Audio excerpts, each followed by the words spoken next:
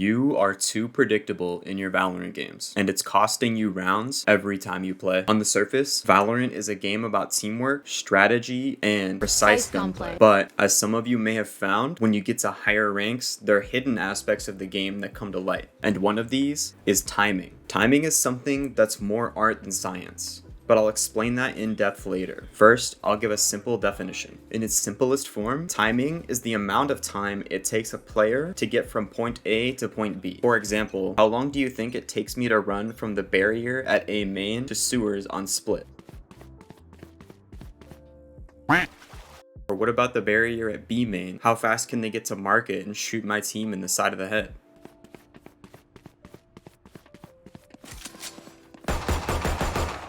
With this information, we can have a rough idea of where people can be at certain points in the round. Timing in this form can be useful, but the more applicable version of timing is one that's intuitive. Like I said earlier, it's more of an art than a science. Take this clutch for example. I'm in a 1v1 against this Reyna, and he has control of the site and is gonna plant the bomb.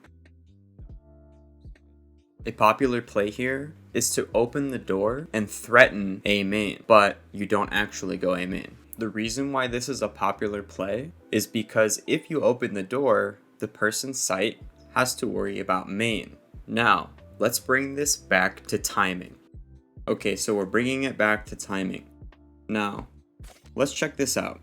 How long does it take me to go from here, opening the door, all the way over here, and peeking the site? Now, let's check out the amount of time it takes me to go from here, walk like this, and then peek sight. This one was a little bit quicker than the first. So from the person on site's perspective, the way this works is you go like this. You hear the door open, you can hold here, preferably jiggle.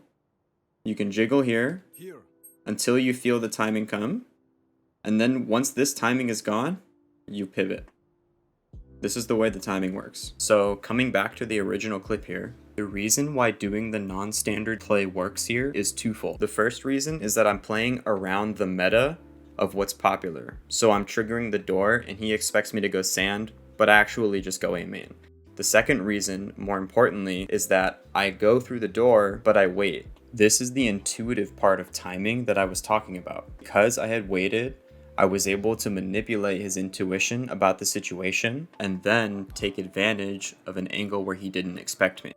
The more Valorant you play, the more that your subconscious will internalize these timing. I think the best way you could implement this concept today is next time you're in a game, just tell yourself, slow down. Next time you want to run somewhere, just walk. See what happens and see how people play differently when you don't use the normal timings that everyone else is going to be on. I understand that this concept isn't simple, but I think if you take the time to work on it and really hone this skill, it'll make a huge difference in your experience in game. If you made it to the end of the video, let me know in the comments, and please like the video and subscribe for more.